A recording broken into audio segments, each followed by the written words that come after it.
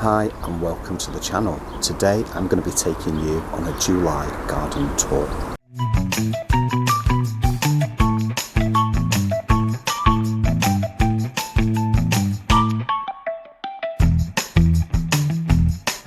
I'm going to start the garden tour by welcoming you to hydrangea heaven, and this literally is the case.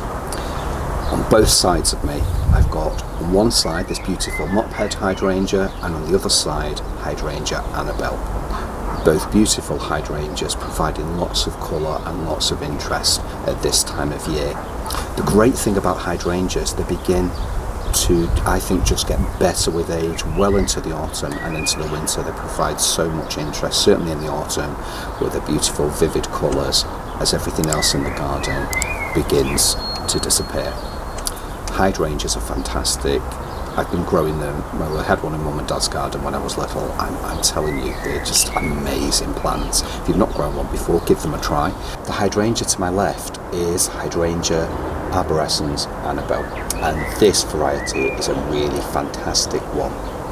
There is also a pink variety as well available, so if you're not a fan of white, pink might be an option for you. We personally love the white.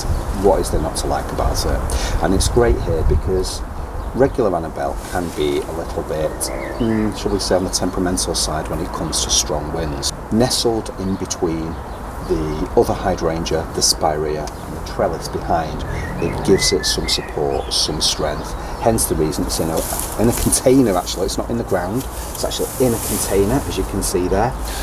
Also, something else with hydrangea, they like to keep the feet in the water, so literally you do need to make sure that they are well watered. They do not like to dry out. So what we do is we keep a base underneath there, that's always topped up with water in warm weather, and obviously if we're just relying on rainfall we'll allow that to collect. But hydrangeas are very thirsty plants when it comes to water. Now, as I say, there is a pink variety of this. There is also a strong Annabelle as well. This is just your regular Annabelle, but we really like this one. It's such a beautiful plant. The mop-head. Now, I remember having, this has been in the garden for a very, very long time, many, many years. And I can remember when I was little, we had a similar one in the garden. It was in one position, and because of the acid soil, it was blue. True blue in the garden. We moved it to another part of the garden. Should I say I moved it when I was about 12 years old, and it ended up pink, so that was more alkaline soil. But this is just such a beautiful plant, and these can be dried and they create fantastic table decorations. So you can dry these heads, these flower heads, and create some amazing displays. I just love them. I think they're really beautiful. I do like it when they're in more acidic soil and they turn blue, but that's just a personal preference. But the pink's lovely as well. It's really nice. I like the tallness of this plant. I tend to like my tall plants, and this one does it for me. It's a really nice hydrangea. It's quite tall, quite bushy. You can make a good hedge in this as well, a good deciduous hedge, to be honest with you. If you had this in a row in a garden to separate one part of a garden from another, if you had all these in a row, it would make a fantastic hedge. Quite an unusual one as well. But I really do like this one. Now behind me, we've been doing a bit of pruning. Paul cut back our geranium phaeum, which had finished flowering. Now the thing is with geranium phaeum, bees love it more than anything. They just seem so attracted to the flowers. Many people say that the flowers are quite insignificant. I disagree. I think they're the most beautiful. I absolutely love them. I love those dark flowers. The bees love them as well and are attracted to them. Best thing to do with geranium phaeum, when it's finished flowering, cut it back, so as in right back to the ground, and I'll show you in a second what we've done. In fact, we can have a look now just behind me, and you'll be able to see it's been cut right back to the ground there, and that's the best thing to do. Now that will regrow. It will not get to the height that the geranium was previously, which was about so high, and it will be a little bit shorter, but it will flower again, and that's the beauty of it. So we get to enjoy the flowers, fresh foliage, new flowers, and the bees will have been on it, literally. They will be so happy. Loving the astrantia poking through there, and now that we've cleared the geranium, the astrantia has a little bit more space around there. It's really nice astrantia, that one. It's called Jill Richardson. Really, really nice one. And on one side here, well, both sides of me actually, we've got the Pachymacloa. I just love this grass. Very tactile grass, nice to grow at the edge of a pathway, so when you brush past it, it's a really nice one. I've got 3 here. We've got one at the other side. A little bit shaded this one. We could do with bringing this out a little bit, but it's nice. It just fills in the gap between the 2 hydrangeas as well. And then we've got some more here in a container. And I've forgotten about this one as well. Some more. So we've got lots of Hydrangeas. Absolutely fantastic grass. Really nice one. Again, we do recommend this one. Paul likes this one. Likes this variety. And it's just so easy. You know, just... These are in pots, and look how well they're doing. They're just fantastic. I'm really, really happy. Got a little bit of a bird bath here going on. Birds do use it, by the way. They really do like that. But grasses are an important element of our garden, and I believe any garden. You know, some people I've heard say, I don't like grasses at all. They don't belong, you know, in the garden. They do, especially in the style of planting that we like, prairie planting that we like. Grasses really do belong in that. I think they're just fantastic. They are the great plants to have around. These are fantastic little beauties as well. These came from Tatter last year, a year ago, and they're still doing great. They're a Carex. These are a Carex, and yeah, it's okay. And these are doing great. And they're nice grasses. I'll be honest with you, they're not really my favourite. I think these ones are Carex Frosted Curls. Right. I think. Frosted Curls. Yeah. Right. I gave one of them a bit of a prune in the spring. Right. So you mean so that's why one looks a bit shorter. So that's why one's shorter. Because I didn't really know if I should chop it back or whether I should just leave them as they were. So this is all last year's growth. You can see in amongst the greener of this year's growth, but you can just see as you go in it, you've got these beautiful these little flowers. So it is quite a. It's a nice grass. It's a nice low growing, grass. You know, Steep Perennials Summer does it for me. That's my grass. That's my go-to grass. Whereas Paul's a bit more adventurous with grasses, and there's certain ones I like. I like the Hydrangeas flower as well. I do like that one. But these, they're okay. They're nice. I remember my brother coming to visit, and he was saying, "What have you got in this beautiful stone container?" And I said, "Oh, it's a beautiful grass." And at the time, it was spring, and I was saying, you know, it doesn't look much now, but wait till the summer comes and you see it in all its glory. And he wasn't convinced. I don't think he is even now to this day. Probably he still thinks it's wasted on a grass. It should be flowers. But I just love I'm the learning greenery. the value of grasses. When I was younger, I really did not have time for grasses in the garden at all. And as I've gotten older, I love them. I couldn't do without them. So it just goes to show. I do want to show you something else over here before I move to the other side of the garden. I'd like to show you the Digitalis. Digitalis just going over now, so our foxgloves, that's what people know them as. So our foxgloves, they're going over, but the bees are still enjoying the flowers that are left on these plants. Now these seeds, these will eventually turn to seed. So you can see them browning already, look at that. They probably are actually seed already. Seed in those ones already, so we just tap them, see what happens. Now Digitalis is toxic, so be really careful what you're doing with it. No, I don't think they've set seed yet. No, they're not set seed yet, but they will eventually set seed, disperse that seed, it'll just rattle in the wind, literally. They'll just end up, the wind will blow the seed everywhere, and you'll end up with lots of offspring coming up, which we can handle. We can also pot on a few, or pot on a lot, and then give them to people, or whatever we decide to do with them, sell them, if necessary, whatever we decide to do. We have got a Philadelphus, and this is Philadelphus virginal. You're probably thinking, why has it been placed in the hedge? Well, I think it's going to be a fantastic hedge plant in that this will grow taller than the hedge and just provide lots of interest, lots of lovely flowers come June, going into July. And this actually came from the one that I planted when I was either, can't remember now, 8, 9, 10 when I planted it in Mum's garden. Lovely Philadelphus virginal there, fantastic shrub. Still there in Mum and Dad's garden, and this was literally a cutting that we took from that shrub. And I just think it will be nice to have some scent over in this area of the garden. Yes, it will grow very big if we allow it to. With Philadelphus, when it comes to pruning, the best thing to do is to take out every year, once the shrub's established, to take out 1/3 of the growth every year. It flowers on last year's growth. So if you think, oh, it's a bit like a buddleia. If you say, oh, I'll do what I do with the buddleia, I'm going to cut it right back and it's still going to flower this year. Wrong. I once cut our Philadelphus back at home, so I planted it when I was quite young, and then by the time I was 14, 15, I decided to give it a haircut. I decided to chop it right down almost to the ground, a few foot off the ground. it took 3 years for it to flower properly. I'm being serious. So it's quite a temperamental shrub if you don't prune it correctly. Take out a third and take out a third of the old growth, okay? That's what you should be doing. You're not taking out this. Next year, flowers will appear on this stem next year, okay? This is fresh growth this year, it will flower next year, okay? So that's a rule of thumb anyway. But Digitalis is looking absolutely fantastic. I'm loving this Digitalis down here as well. This one is a find that Paul's managed to find somewhere. We found this was in Northwich, wasn't it? Yes. Is that right? Yeah, Northwich Garden Centre, yes. What's this one called? I forget. Have a look at the label. The label should still be on there. There's a label on there somewhere. Yeah, there is. So there's... Oh, so it's polka dot poly. Quite an unusual Yeah, name. it's quite an unusual name. I think there's a few plants within that same pot. But it is a nice one. I'm liking the foliage on this, and I'm also liking the flowers. I'm liking the colour of the flowers, quite an apricot colour going on there.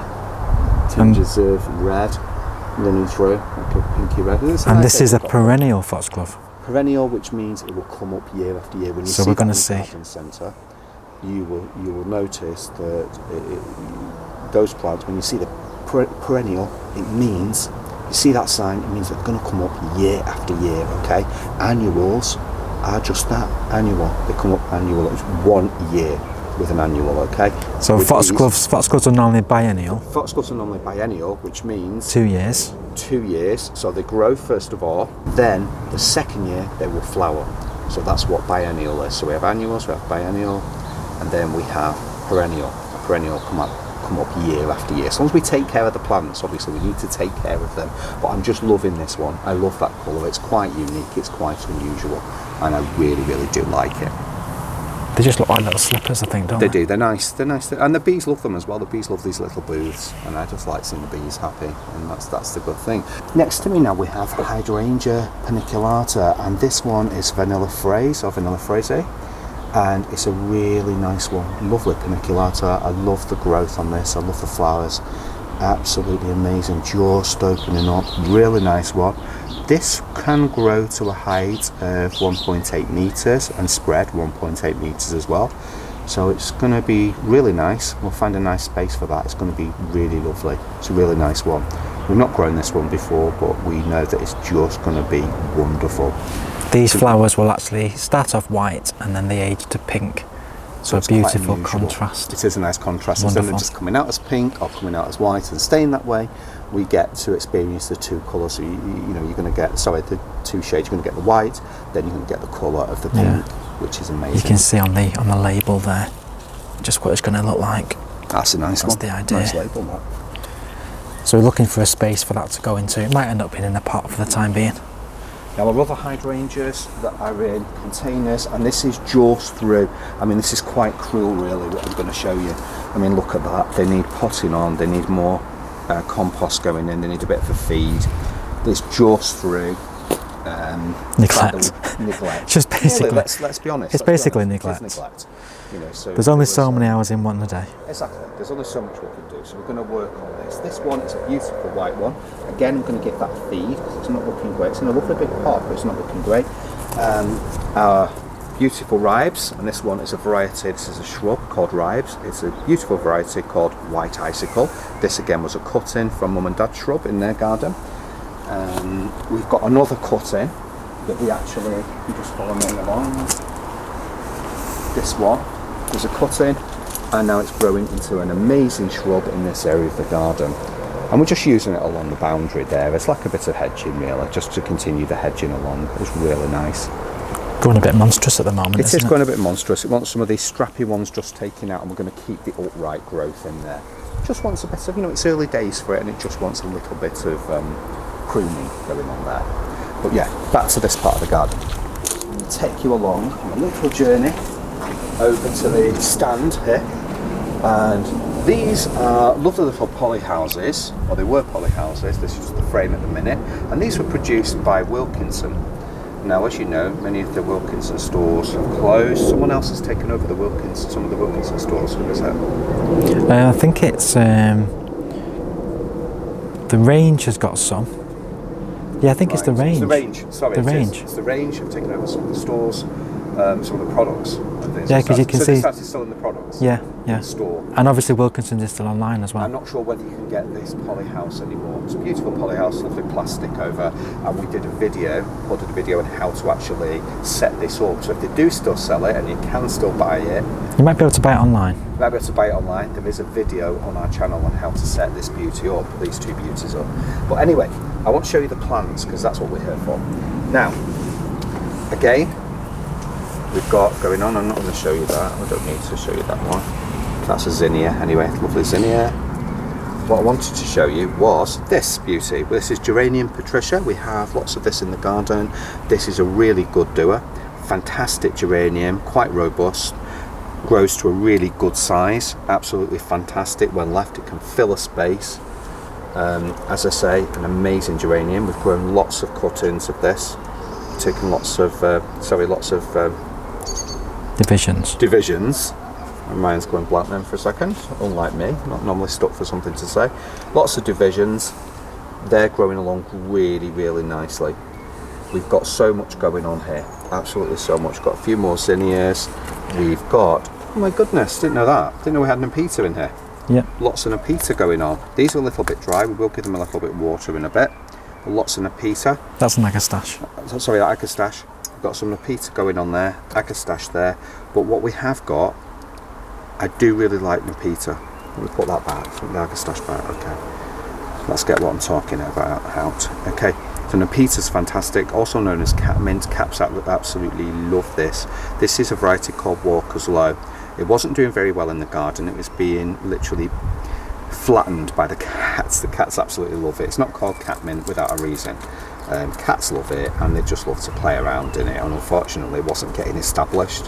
So every time that the cats sort of flattened it, it wasn't having a chance to come back before the same cat had come back again and roll over in it. We've got another variety in the garden though now which is standing up. Much better. Passing the test. It's much better. We'll come to it in a little while. We'll come to that in a little while. Lots of stuff going on here. We've got our Cedar Matrona. So these were cuttings. Yep, they were cuttings taken last year. These are actually cuttings taken last year. Look how well they're doing. They're actually flowering now. Starting to flower. They've got the flower heads on. These are looking really, really amazing. Believe it or not, these were watered this morning. I know. I know they're dry. That's very dry. I mean, look at that. Look at that Nepeta. That's so dry. And these have actually been. You can tell some of them are actually still damp. This is full sun. So this is full sun there. This position, you're getting a lot of sun. I'll show them the Irriga and Anise. Ah, so. Because these ones, Yes. these were sown from seed not long ago. All these. So I've got a date on April. These are sown from seed in April. They've been potted on, and these are just romping away now. These are wonderful. They're really happy. They're enjoying themselves. They're doing the thing. They look very, very healthy as well. Yeah. So the Irriga and Kavinsky Anus seeds that we grew. Am I right in saying that these are pretty slug friendly? Really, the slugs They aren't going to eat them. The slugs don't eat them. The slugs are not going to eat them, so The they're going Irriga- to stay healthy like that. The Kavinsky Anus seedlings are just here. Okay, so that's along there. I'm done with this grating because we're stopping the squirrels from digging around. Yeah, it helps. Our little squirrel friends. They're doing really well. They could probably need potting up now. We've got some Aquilegia Black Barlow going on down here. Yep. We've also got Stipa tenuissima. This is heartbreaking. This is going to go in the garden somewhere. And not only is it dry, Stipa tenuissima does not deserve to be in small pots like that now after all that time. So we're going to sort that out. We'll show you some Stipa tenuissima now. This is Stipa tenuissima. Welcome to the most amazing grass you can use in the garden. Stipa tenuissima. It's lively, it's frothy, it does the job.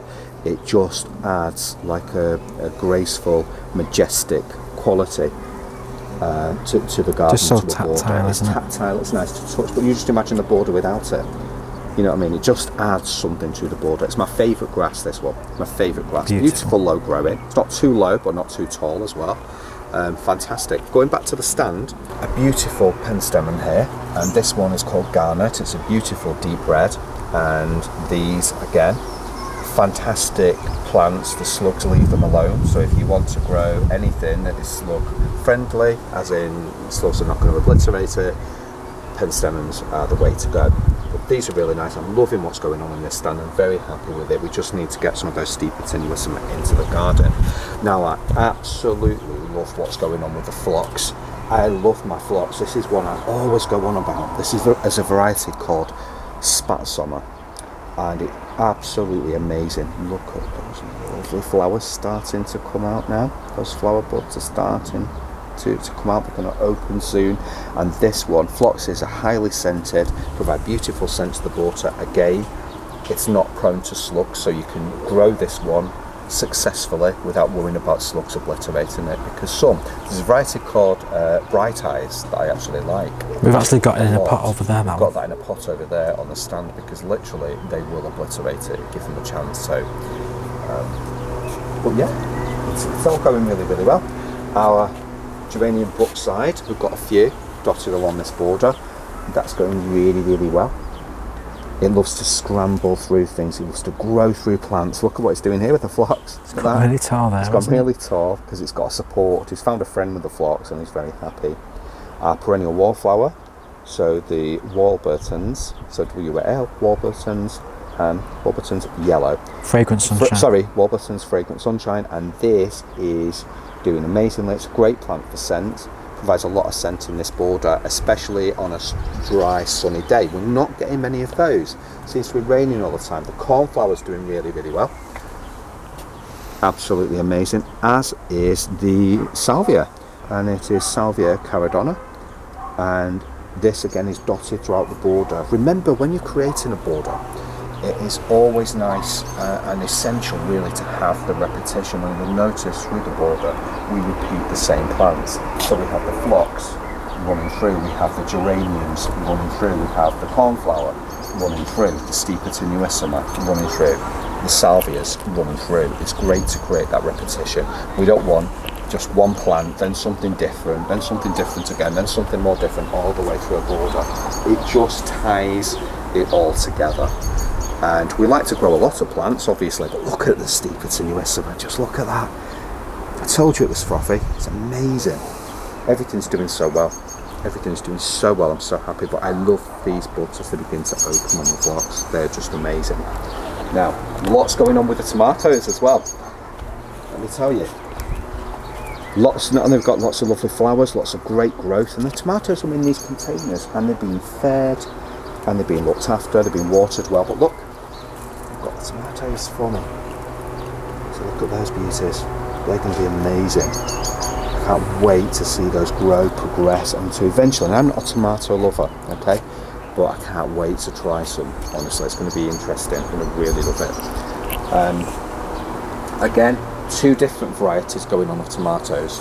So we have, do you know the varieties? Yep, I'll so check the labels. One on that side is, let's have a look. There's a label in the back. There's a label in. Yep, so Gold Crown. Gold Crown. Gold Crown. Gold Crown, and this one is, I've forgotten because it's that long now. So tomato Merrymaker, is it? Moneymaker. Moneymaker. Merrymaker. Moneymaker. I do like to make merry, you know. No, literally, it's Moneymaker. We've grown this one a few times before, so I should know that. Okay, so tomato Moneymaker. You can see lots of tomatoes forming there. Yeah, that's a green one. Moneymaker's a great variety. We have grown that, tried and tested. And great, the sweet peas are doing well. The Calendula. Used to be the veg. No, I'm looking at it and thinking, this used to be the veg bed. Yeah. Now, it's not. Tomato bed. Calendulas. It's now a tomato bed with sweet peas running along the back and calendulas running through the front. Now, the calendula, are these... do you remember the variety of these calendula? I would have to check the labels. I'm just trying to get some varieties in. Because so this one here is Pink Surprise. Have we done any of the Indian Prince? Yes. So there are a few Indian Prince as well. This is Snow Princess going along here. Right. And I think the Indian Prince. The Indian Prince is my favourite. Is this one? Vibrant orange.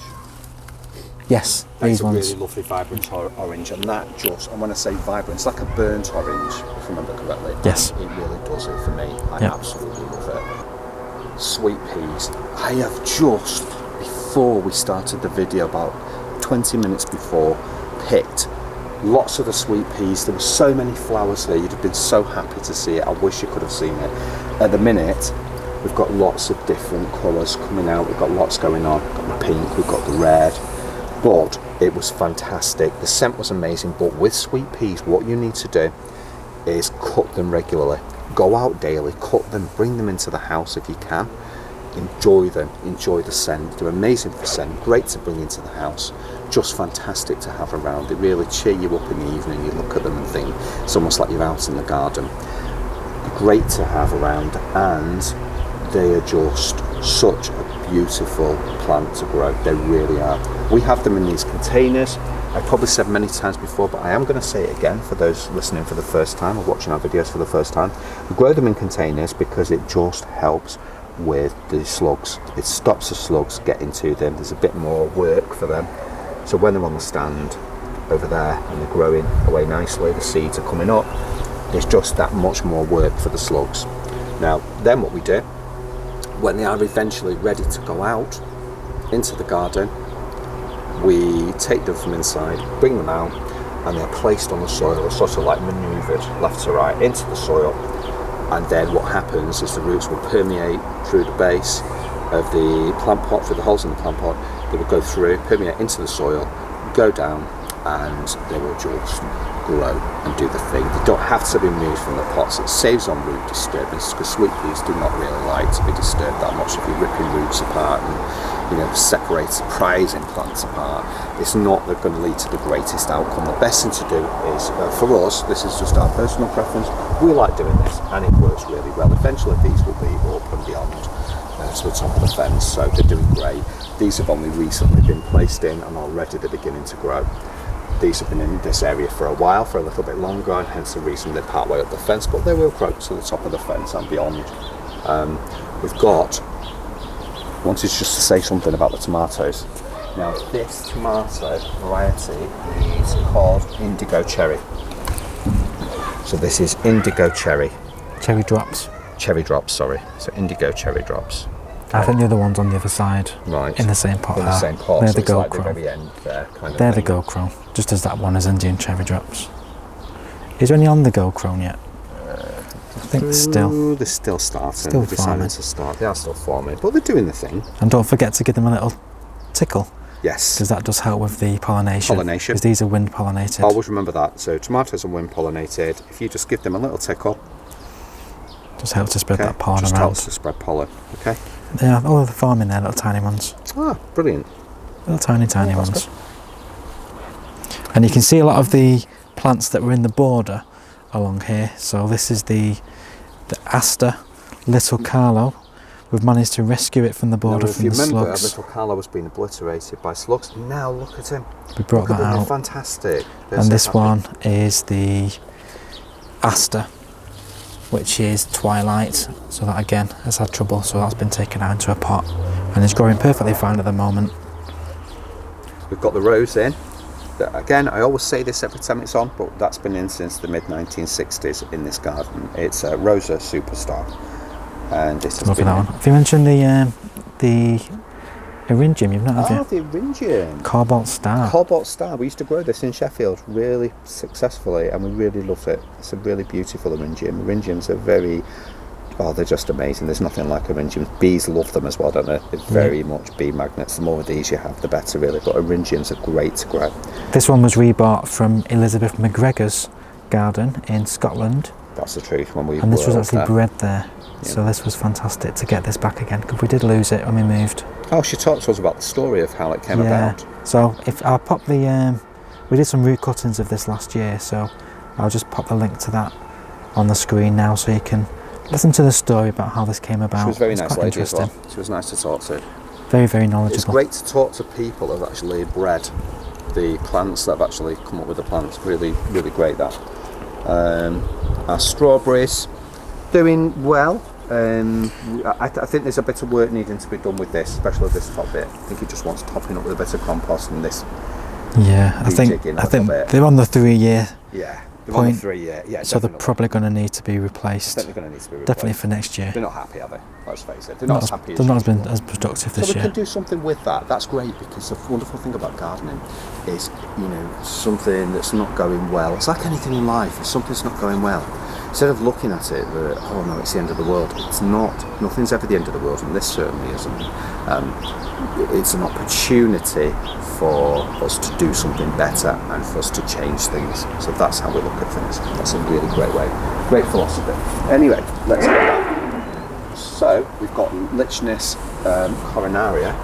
Lichnus chalcedonica here, Maltese cross, it's also known as, and this is a really beautiful, vibrant red, absolutely amazing. Again, it just looks stunning in the garden. I remember in Sheffield we had 3 different colours. We had the white, we had the red, and we had a pink version as well. Do you remember that pink version that just came up on its own? That was so random but so amazing. But this red one is our favourite. It's nice, it's vibrant, and we can just enjoy that in this space.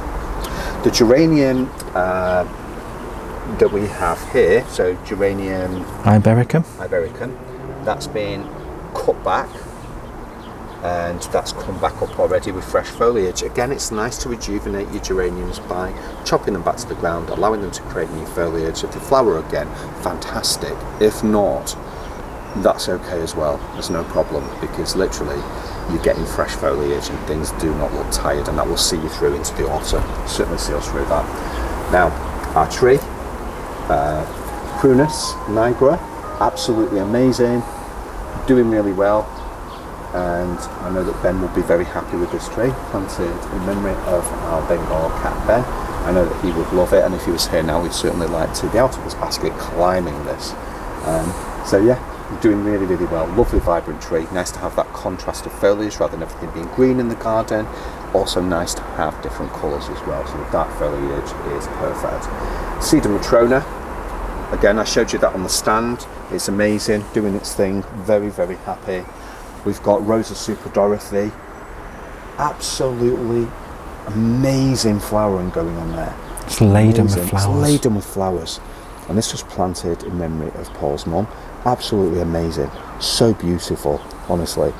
As I say, with regards to scent, this isn't the most scented rose you're ever going to find, but with regards to flowers, you can't beat it, and it's a beautiful rambler. And this does repeat flower as well. So once these flush of flowers have gone, we'll give it a prune. So again, we'll prune back to a sensible point. And it'll reflower with more buds. Reflower. That'll keep reflowering going towards the autumn, won't it, really? Let's face it, it'll just keep going. And that's what I love about it. Also, we've got another rose here, Rosa Sweet Honey. So we have our beautiful cat daughter Honey. This rose was planted sort of like a nice thing for her kind of thing. As soon as I saw it straight away, I thought, oh, beautiful, Sweet Honey, and she is sweet as well. But this rose, amazing, great scent. I will say something about it. Lots of roses you can cut, bring into the house, and they're fantastic. This one, do not try it. There's a reason why it doesn't smell that great the following day. Once you bring that into the house, it just doesn't work as a cut flower, right? So many roses do work as cut flowers. Rosa Sweet Honey does not. So it's great in the garden, beautiful scent, lovely sweet scent, but keep it in the garden where it belongs. Do not bring it into the house. Nice scabious going on here. That is lovely. That is doing so well mingling. Again, I love it the way plants just mingle together. Behind the tree here, we've got Erigerum anus. This is a really beautiful annual. This has come up, it was self-seeded last year, so that's come up on its own. We had quite a big patch of this, didn't we? Yeah. That we bought and put in, and it's actually self-seeded, which I'm so glad. And where was this bought from? This was bought from Dove Cottage. I thought it was. So Dove Cottage. So these have obviously self-seeded from last year, the plants we had in here last year. Right. And these are the same as We'd collected the seed and grown that, as we'd just seen over in the... on the stand. The stand. Yeah. That's a really nice one. I really like that. And we have here Anapeta. Now this is the one that I was talking to you about, and this one is Nepeta Summer Magic. Not flattened by the plants, very different growing habit in so many ways, but quite sturdy stems. Yeah, much more. So we have much more sturdy than erect stems. We have that beautiful Nepeta scent coming from the foliage, and Nepeta's a great thing. If you're not very successful with lavender, Nepeta is the next best thing to lavender. It's so beautiful, it's aromatic in the sunshine. There's lovely summer days, you get that beautiful scent from the foliage. It is amazing. But summer days, you're having a joke. So there's even rain in the air now. There is. But anyway, we mustn't be... let's try and stay positive. Let's try and stay positive about it. Okay, because things can change. It's only July. A lot can change.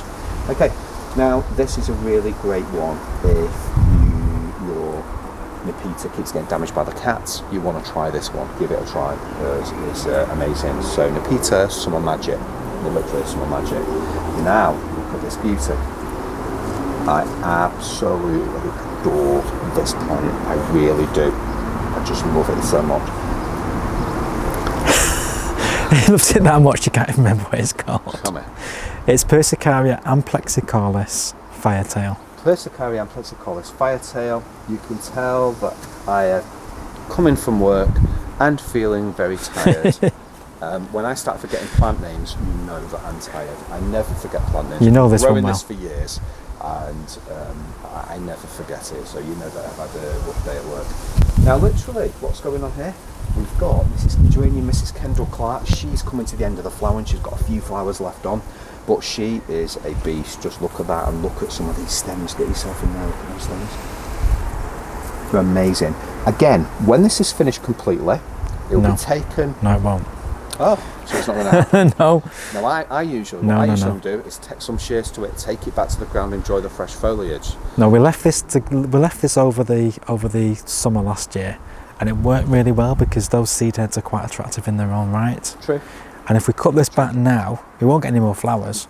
And what will happen is we'll get some fresh foliage, but it'll be quite low growing. True. And leave a massive. I must admit, the seed heads do have a certain. It will leave too much of a big gap in the border, so it stays. It stays. It stays. Okay, so stay in this year. Yeah. Okay. Now behind, we've got our Eupatorium. Now, as you remember, our Eupatorium has been ravaged by slugs. It's still the case, and we're doing slug patrols at night time, collecting the slugs, taking them to the field at night. And releasing how are they managing to even get to the top of Probably there? climbing up the fence and then almost jumping across, I believe. But we've got a lovely flower forming on here. Right. It's never normally that much of a problem. We never normally gets ravaged in this way. I think we've had a particularly wet spring, and I think that's what's caused it. It was just slow to come up, wasn't it? It was really very slow to come up, and I think that's what's caused it. But yeah, so we've got Lichnus coronaria here. So again, I showed you Lichnus chalcedonica before, which was the red. This is Lichnus coronaria. Lichnus coronaria. And this one is one that grew in Mum and Dad's garden when I was little, literally. They had this the whole time. This was an amazing plant, lovely plant to grow. It's so cheery at this time of year when you see the flowers.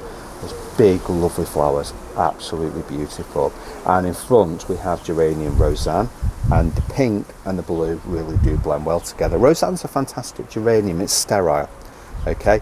It just keeps flowering all summer long, and that's why so many people like it. It isn't my favourite geranium at all. Lovely saucer-shaped flowers, beautiful blue. I do like it now. I'm growing to love it more as time's going on. Geraniums I used to collect years and years ago when we lived at the house in Sheffield, Stannington, Sheffield. I used to collect them, and I'm beginning to like it. It's a pretty one. It's a pretty one. I'm beginning to like it. Now this is Crocosmia lucifer. You can see the red formed already, and when these open up, they'll be the most beautiful red flowers. Now at the minute you think, oh, are they red and yellow? No, when these open up, they will be beautiful red. And it's called Lucifer. It's a great one to have in the garden. If you've not got Crocosmia lucifer, give it a try. It's a tallie as well. You know I like my tallies. This one will be quite tall. And once it's established in a border, it will grow quite tall, literally. So sometimes needs a bit of support, especially in strong winds. What about the Veronicastrum at the back? Veronicastrum's doing amazing. So this has been planted in place of the aster, which was being obliterated. Carlo. We've shown you that before, little Carlo. So this is Veronicastrum fascination. So this is more of a pinky purpley type of Veronicastrum. Has these lovely spires, pointy spires, and we put this in as quite a big plant. Now I've found that Veronicastrums generally are not bothered by slugs, but we did put this in as a big plant just to make sure. And this is just replaced it. It looks really nice. Fills the gap. And not just that, Veronicastrum as well, if you've not grown that, give it a try. It really does, the bees do appreciate it. Certainly bees will be attracted to this colour as well. They will see that quite clearly, it will stand out to them. The Calagrostis at the back there, beautiful grass. Look at this for a tall grass. This is a real beauty. It's going right up into Going that right tray. up into the tray, but that's fine. We can handle that. We'll just pull a bit out. We can appreciate it, but look at that. If you're after a lovely tall grass, Calamagrostis. Those beautiful feathery plumes. Look at that. They are amazing. Over here we had a big patch of geranium macrorrhizum. We took this out. It was sort of like, we've got enough of it here, if you notice, all the way around this stone area. So the last thing we need is more of it in this border when we can make way for other planting. So we took that out, and instead we've got salvia in there. We've also got Russian sage, or Perovsky, okay?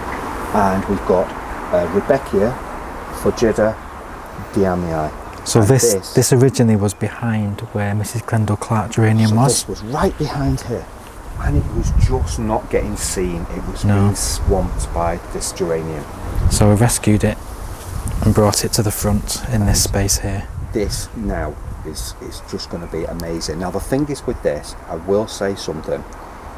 Rudbeckia always works better. I mean, we did have a wet spring, but certainly with it being moved as it is, we will keep on top of the water, and it just likes that water during the spring, early summer, for it to flower and look really, really great.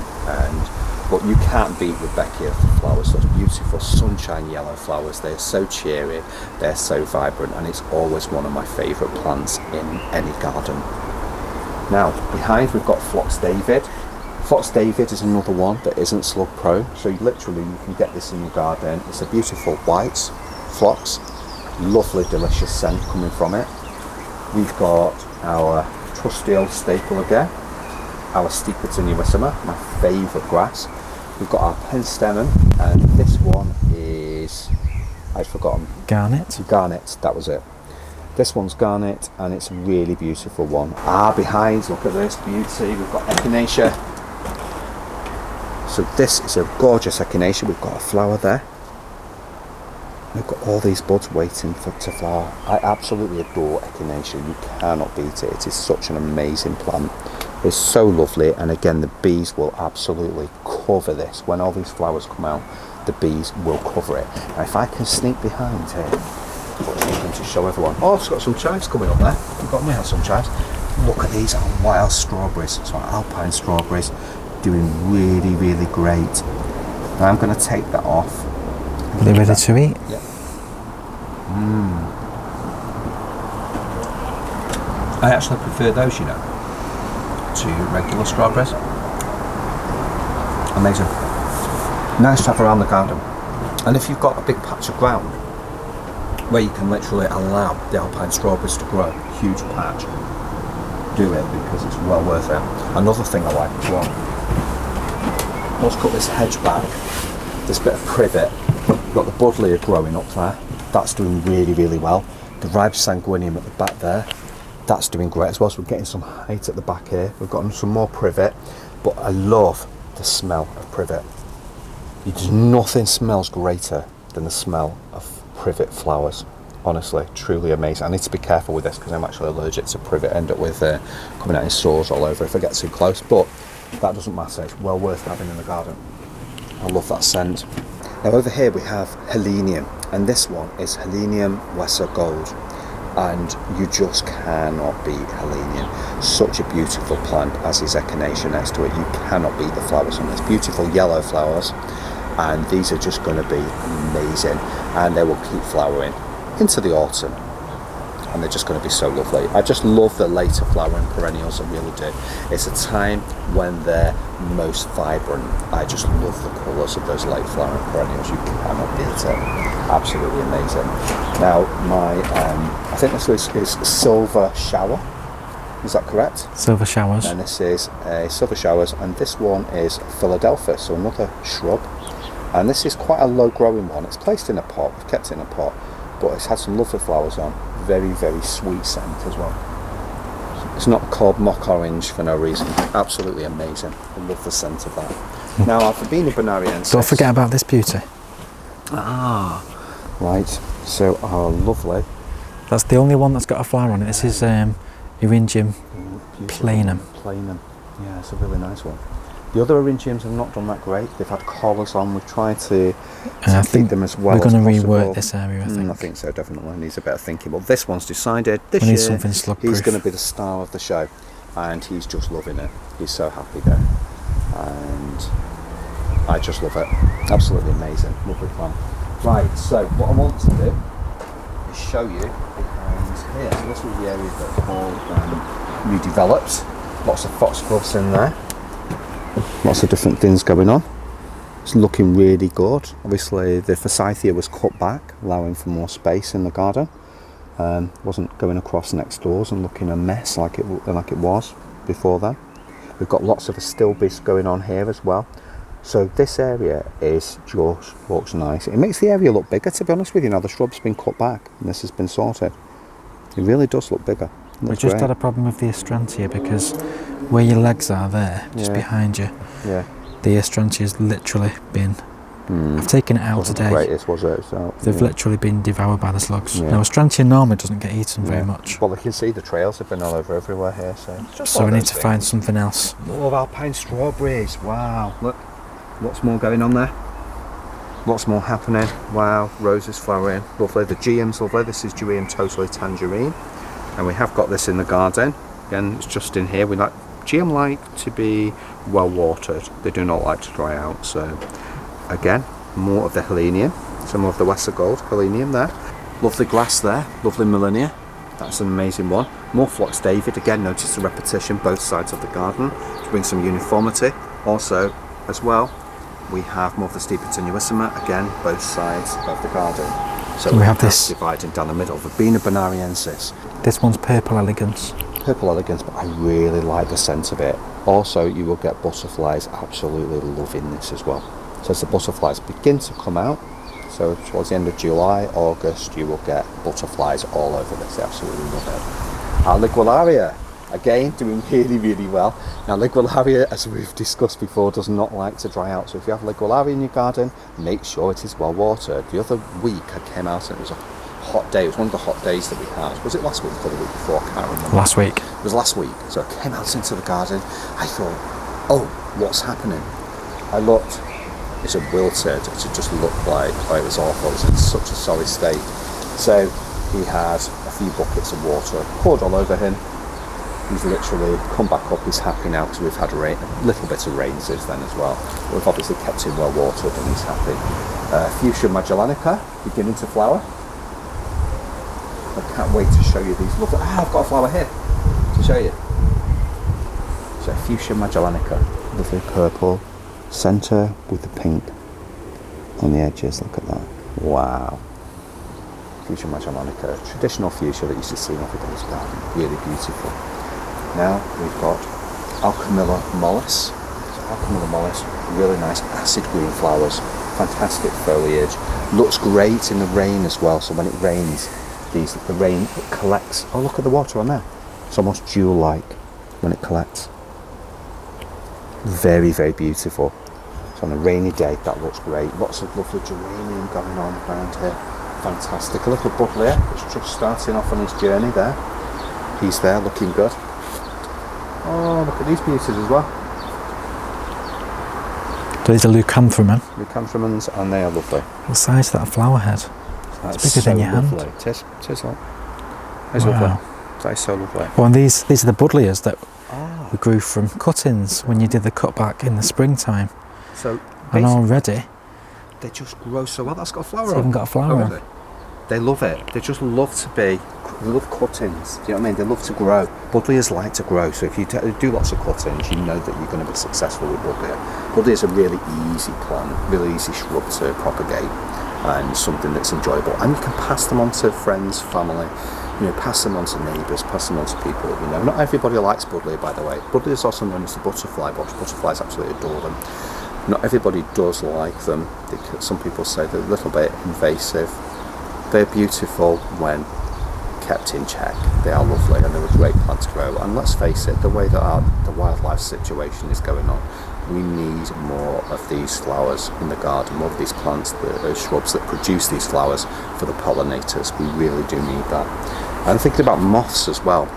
you know, not just, you know, your regular butterflies, but also our moths. You know, we need to look after those as well. But here we've got our jasmine going on. Now this was cut right back because it was looking very old, leggy, and there's a rose growing through this as well, and it just was not working. This whole area was dark, it was dingy. Cut the whole lot back in spring and thought, oh my goodness, what have I done? You know, it's allowed light into the garden, and you can't beat that scent, and it's thanking us for being cut back. We're getting lots of buds forming all over the jasmine, and we're going to get lots of flowers, and I just can't wait to smell more of that scent in this area. Now, over to this bed. We're going to be thinning out some of the geranium, okay, because that definitely needs a little bit of thinning. Also, my geranium splish splash, or painter's palette as it's known, has come to an end, so we're just going to leave that as it is. It's enjoyed flowering, it's been very happy, it's my favourite one. Absolutely adore that geranium. It's actually my favourite geranium. You can see some of the flowers there, but they're just insignificant compared to the original flowers that were on there. Yeah. It only flowers once, that one, so there's not flowers once. There's no point. That's the thing. Know your geraniums. Do your research. Do not just think that every time you cut a geranium back to the ground, you know, because I say it so many times through the years, I've said to people, you know, cut them back to the ground. Yes, that's great.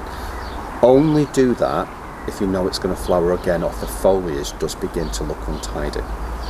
It's like, you know that with this geranium, yes, it's going to be thinned out a little bit, but if I cut that back, it will grow back and look great. Now into autumn, it's starting to look a bit tired. We could leave it like that, but we could also cut it back and get it to look really, really magnificent again, okay? But it's not going to flower. It's not going to flower. This will not flower. Whereas It's not going to flower if you cut it back. Whereas the pink one over there, to this one, you could cut this This back. is a type of oxonium. Oxonian or oxonian. Yeah. You could cut that back 4 times a year if you wanted to, and I've done it before in our house in Sheffield, our cottage in Sheffield. I have cut this back so many times, and each time it grows back again. Flowers, finishes flowering, cut it back again to the ground, grows back, finishes flowering, cut it back again. I've proven it. We've had some great summers over there when we lived over that way years and years ago, and literally this does work. You can do that with this, but some geraniums are not going to respond to that, and it just is the way that it is. It helps if you do a bit of research first as to what does, you know, offers repeat flowering and what doesn't. Obviously our geranium over here does not offer repeat flowering. It's just one of those things. It is just what it is. You know, you can wish for it to flower again. It's Paul's favourite, this one. You can wish it to flower all it wants to. But the fact is, it's been taken back, it's got fresh foliage on, it's not going to flower again, no matter how much we will it to. Right, over to this one. This beauty, the GM in the basket, the GM in the tub, I should say, the container. Really nice container to hold the GM. Again, because GM's like moisture, we try and keep this as moist as possible, so it's great to get the hose pipe on it, watering kind of just tips them onto it. But look at how beautiful it is. It's such a lovely red, this one. And remember, I did a video on this, I did a short on this. What you do with GMs, you wait till they finish flowering all together, completely. So all the buds are finished. When they have finished, so let's imagine it was this one now and it's finished. I would take that back, follow it right back to the base, snip there, and any of the others that are finished, or imagine that this one's finished, imagine both of them are finished, follow them right back, snip, snip.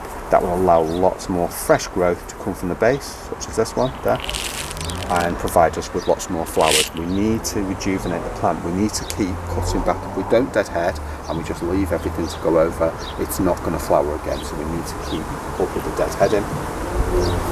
We've got our Persicaria superba, looking really, really great. I love the pink, but I really like the red that it turns into as well. That is fantastic. I absolutely adore this plant. So quite a low growing Persicaria, unlike the other ones at the other end of the garden that we've just shown you, which are quite big. Now, Centranthus ruber. What is not to like about this? Such a beautiful plant, and as Paul noted, see, that's not smelling great now. That smells awful during the day, but at night time that actually has a very sweet scent, beautiful scent at night when it's dark. Really beautiful scent. During the day, I personally think it smells terrible, but at night time that offers a really sweet scent. A prolific self-seeder. I did a video on this where I was in North Wales, one of my favourite places, certainly where I spent a lot of childhood in that area and in that place actually, over at North Wales Holiday Camp, and I was stood near there doing the video on Centranthus, and literally it was just all along from where the seawall is and the railway line is. It was just all along the railway line, and you'll find it everywhere in North Wales, this plant. But Centranthus is great. It's a prolific self-seeder. What you do to stop it from self-seeding is you can see the seeds there. So you notice that's a seed. That's one of its seeds right there, and this little helicopter ready to fly away. Now I can allow that to just disappear into the plant. But if we want it to not self-seed all over the garden, we will just take the flower heads back when it's finished. They will promote more growth. This will promote more growth, and you will literally end up with more flowers. Okay, so as soon as they start to go over, just dead head, just take them back. You will get more flowers. They will not be as significant as the first flush, but you will get more, and that's the beauty of it. Absolutely love this plant. Our beautiful Digitalis, or foxglove, that has grown in a crack in the rock there. It's actually grown into the rock itself. It just shows you how versatile Digitalis actually are. And that has grown into the rock, it has grown to seed, and eventually, hopefully, we'll get more seeds back onto this bed. Another Centranthus coming up there next to the rosemary. Rosemary's not looking very happy. Rosemary's really not looking happy, I'm not sure why. But a lovely, great plant to have in the garden. Great for cooking as well, for those budding chefs out there, Always have lots of herbs and such in the garden. You need, things for food. And there's so many other purposes that we can use rosemary for as well. But I just love this bed. I absolutely love it. There's a lot going on. We've got Geranium Mavis Simpson there, if I remember correctly. Am I correct on that one? Yeah, that's correct, yeah, Mavis Simpson. And as I said to you on the last video, it was started off very tiny and eventually it will spread. You can see it starting to spread. Eventually it will take over this whole area, which is great. It does that every year. Pomonium's out. It has a very lovely scent, this Pomonium. I love it. Very delicate, but again, a really nice scent to have in your garden. I just love it. Pomoniums are beautiful, and this is a really nice one. But I just like Pomoniums in general. Lovely geranium there. And once deadheading, because obviously this is what happens. You leave them, they go to seed. Eventually that seed will just burst. That will just literally project all that seed everywhere, all over the lawn or wherever it lands, literally, depending on the breeze. We've got our thrift as well. I like the way that some of these spent flowers look, to be honest with you. They do look quite nice, don't they? And I think it's getting to that stage now where I could really leave this and just let it, if we cut it back, you might get some more flowers, but I don't think you're really going to get that many now at this time of year. I think it's one of those things where you get the first flush, that's the main flush. Or maybe a second flush, but then now we're in July, I just think, I don't know, I think it's probably better just to maybe leave these on. They are quite structural, aren't they? They are structural. Lovely. Now, over here, we've got Geranium Nimbus. Now, Geranium Nimbus is a geranium that we've grown for many years in Sheffield. We did absolutely love this one, and we thought we would grow it here in this garden. And it does look amazing. It's a stunning plant. It's really fantastic. This has so many pluses. You can see the flowers. Just look at how wonderful they are. Again, this is one that you can chop back and it will flower again. We find that it works well here in the garden. It's a really nice shade, just great flowers, and I just love it. I just think it's fantastic. I love my geraniums. I used to collect them over in Sheffield. I did used to collect them. Oh, look at these beauties. Look how well these are doing. But you can't wait for these to flower. Oh, I can't wait for these. These should be out in the next garden tour, I'm hoping. Laatris spicata. Laatris spicata, very nice one. Yeah, the flower heads there. I'm looking for strawberries, you can see what. No, I've already picked some this morning. I'm sorry. So there's some in the house. Have you already eaten them? No, they're on the window ledge. Oh, right. I've kept them. Oh, Look at the scabious. This is scabious. Kudos white. Kudos white. Now this one was from Tatton as well, from the Tatton Flower Show. Yeah, that's beautiful. This is one we brought back with us from our journey over at Tatton last year. So we've got the antirrhinum black prince in this pot here. It's going to be really nice one. And then the antirrhinum in the other one is Lucky Lips. That's a pink version. Oh, I just love this. Look at that. And then we have these beautiful Mandarin Cosmos. They're gorgeous. They really are. These are doing really well. These are more slug prone than what the other Cosmos we're growing are. I think they've been safe though in this container. They've been safe. In the blue container, I've had to switch round and put them in here instead. And in the blue container, we've now got some antirrhinums, which are completely slug safe. Okay, good though. And then we've got peas. We're using this wigwam, which was found, which was in the sideboard near the summer house. Better to utilise things if you find things lying around the garden. And we've got peas. Look at the pea pods growing. Peas are growing, and that's what's That's good. Fantastic. It's great to grow your own stuff as well. Can't beat peas. I was really impressed at work because some of the students in DP at the high school where I work, they've grown their own cut and come again lettuce, and so many people have taken it now from the staff room. They've took the lettuce home with them, and there's just 2 little trays left, but they've done really, really well. Very proud of them. It's just fantastic to see the children getting interested in growing their own food and in growing plants in general. I think it's really amazing. Now, I think that's everything. Well, you've not seen your herb pot. The herb pot. Come on over. Now you need to see this. This is the star of the show, or one of the stars of the show. Now this was made, let me take that leaf out. This was made quite recently on a video, and it is our herbs for cocktails, okay? Our herbs for cocktails container. Now in there we have mint, we have thyme, we have rosemary, we have lemon thyme, and we have our basil at the back there as well. Now I have grown to love thyme more than anything else in the garden, honestly I really have, especially the lemon thyme. I could just have this all over a sunny area and then just allow the oils to just flow from the plants on a hot sunny day. I will just absolutely love that, I really would, because it's just amazing, especially when the sun's on thyme. I just absolutely love it. The older I'm getting, the more I really like it. It's a great herb. Now this container, as I say, herbs for cocktails, it's a bit of fun. You could create something like this and give it as a gift for someone that likes cocktails. You could even create a little list of what you can use in each drink. Which, if you'd like to see the video on that, by the way, because that'd be great. Yeah, I'll pop a link to it. We'll pop the link above, yeah, and you'll be able to see that. But I just love this. It's great. It's absolutely amazing. Fantastic. Such a really nice idea. And can I just also show this beautiful salvia? Now I've been after getting one of the tender salvias for many, many years, and I've been reluctant to buy them because I know not only do they not survive our cold winters, but the slugs will devour them. But I saw this one and I just could not resist. This is Salvia Black and Bloom. Black and Bloom. And look at those beautiful, beautiful blue flowers. So I'm growing it in a container on this table. So I'm not even going to dare to put this into the garden. It's amazing. But it absolutely, nice. I think it's really nice. I think it's really lovely. it's like this beautiful blue flower.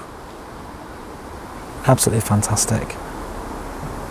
And great for the pollinators, great for those long-mouthed pollinators, because these flowers at the very, very back, it needs something with a very, very long tongue to get into the back where the pollen and nectar is. Really nice one. And these beautiful black stems. You couldn't trust those on the ground though.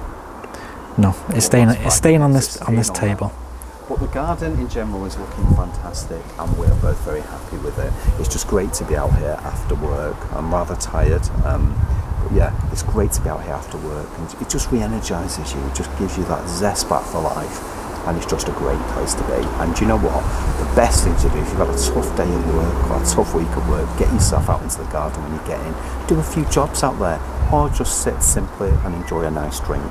You know, that's the way. Just enjoy the garden, enjoy being outdoors. Look at the sky, look at the clouds, look at the plants around you. Just enjoy that outside space, because it really is the best thing. Not only for the mind, but for the body and soul as well. Anyway, I think that's brought us to the end of our garden tour. Thank you so much for watching. please click the like button. Also, if there's any comments, drop them in the comments box below. Thank you so much for watching, and I very much look forward to seeing you, or should I say, we look forward to seeing you very soon on the next one. In the meantime, please take care. Yeah, and happy gardening. Thank you for watching. Thank you.